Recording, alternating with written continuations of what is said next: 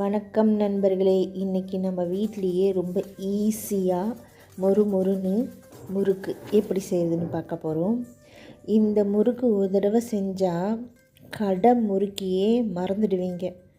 வாங்க செய்முறைக்குள்ளே போகலாம்.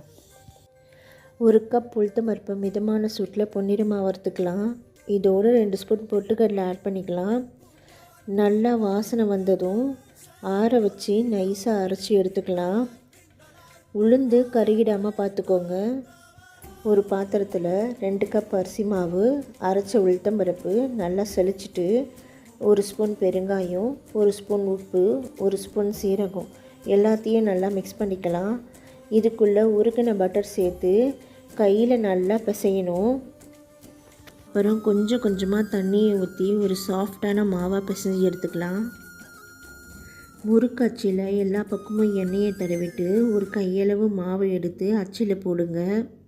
மிதமான தீயில் கோல்டன் கலர் வர வரைக்கும் வேக வைக்கணும். 2 பக்கமும் நல்லா வெந்ததும் எடுத்துடுங்க.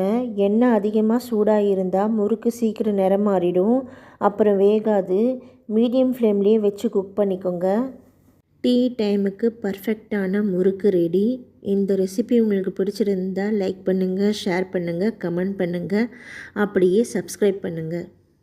இன்னும் இப்படி ட்ரெடிஷ்னல் ஸ்நாக்ஸ் ரெசிபி வேணும்னா கமெண்ட்டில் சொல்லுங்கள். நன்றி நண்பர்களே.